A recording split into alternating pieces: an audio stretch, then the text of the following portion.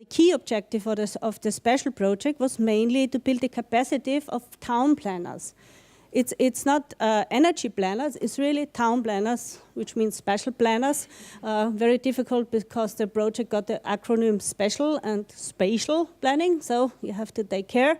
And we had to foster the exchange of experiences. So we had, of course, typical study visits like you also had in your urban learning project and so on. And which was very important also to bring these strategies to the politicians, to the municipalities. I always wonder when we have such nice events like here, you have a lot of planners, scientists, people who know about what they are speaking, but always municipalities are missing. We do the same everywhere in Europe, I think. We speak among us, but we bring it too less to the other people who don't know so much about it, I think, my opinion. So yes, these were some places, games. We met some special planning games.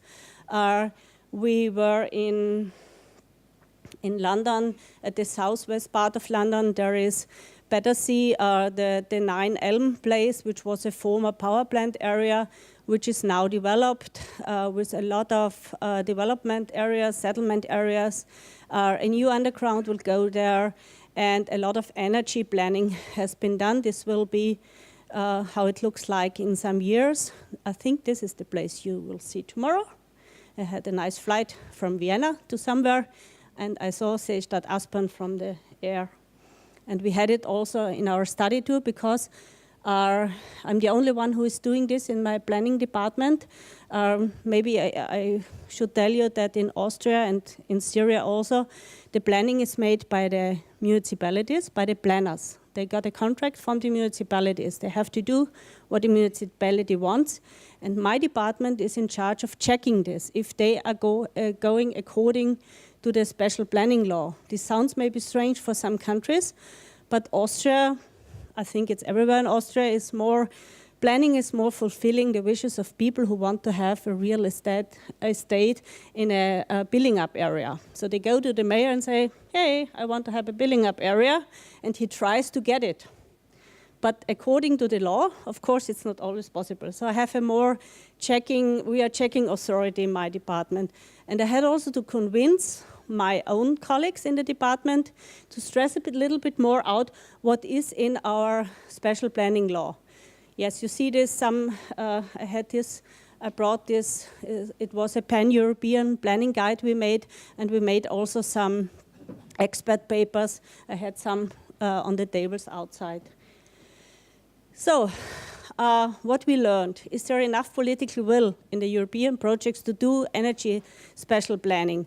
I brought a deputy mayor to the last final meeting in London last year in February, because we had a very nice session in the parliament there, in the parliament in London.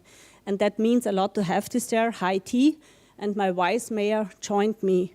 And the vice mayor is also one of the ministers of my government who is in charge for environment and special planning. So this was very clever because he said, Christine, I want to have this in Styria. We will make it. You will see it later on. So political will is very important. Also more planning inputs into the national energy policy we are missing. And what is very important, we need to educate the new generations of planners. So of course we made some events for doing this. Now it comes the success story after special.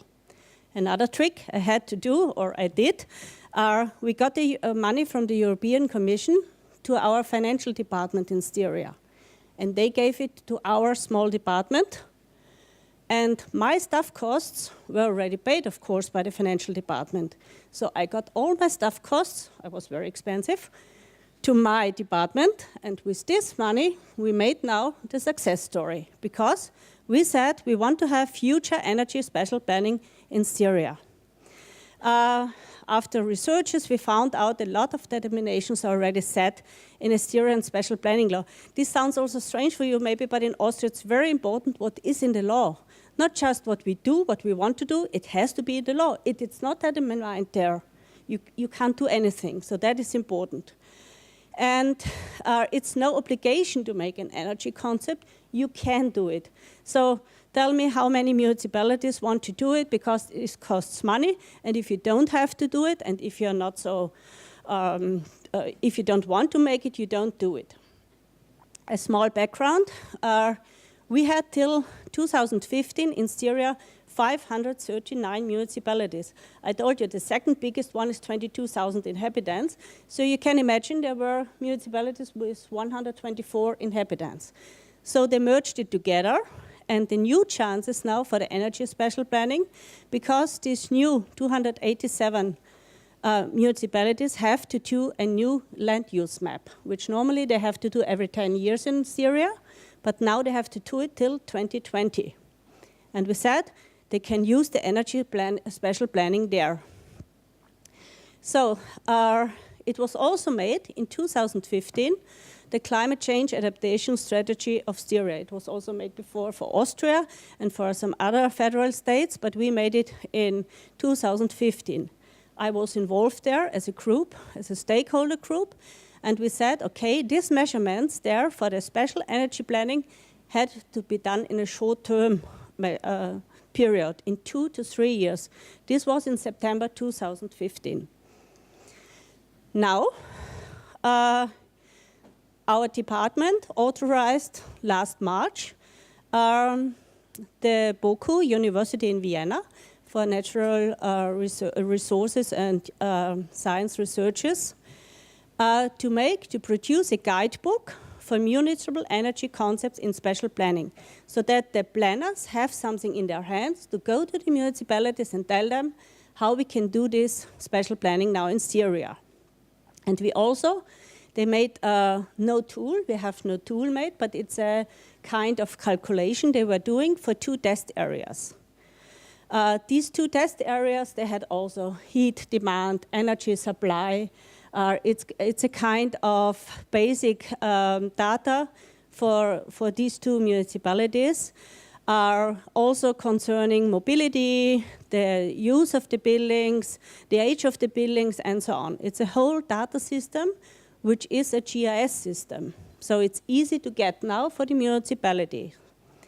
This concept, the guide and the 2 energy concepts, will be now published, so you're the first one now to hear it, in January 2018 in front of the planners and the municipalities. We make a big event with the Chamber for Architects and Planners in Styria and invite them, because the future plan is that now in 2 weeks we give the contract to the university for doing this database for all 287 Styrian municipalities.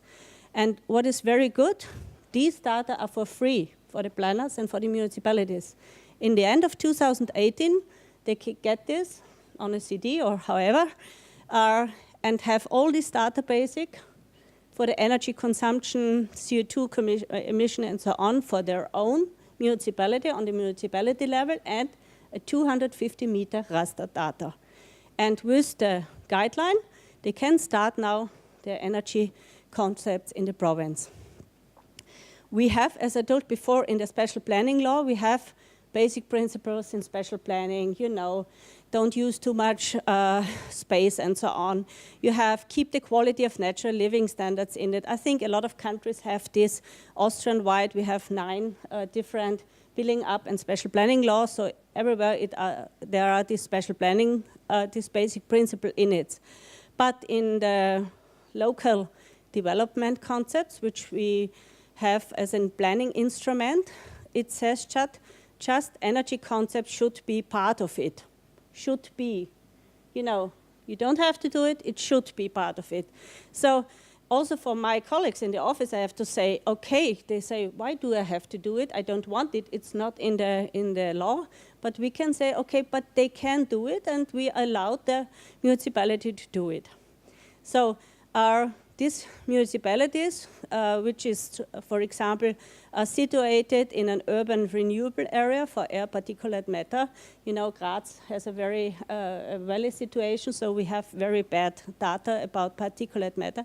They have to do a communal energy concept in their municipalities, but just those municipalities and not the others.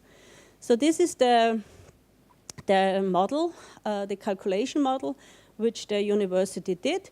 This is the basics for strategic special planning for the municipality. Here you have the different parts of the municipality, and according the energy consumption, according to the shops, dwellings, whatever they have their industry. For example, here's some industry.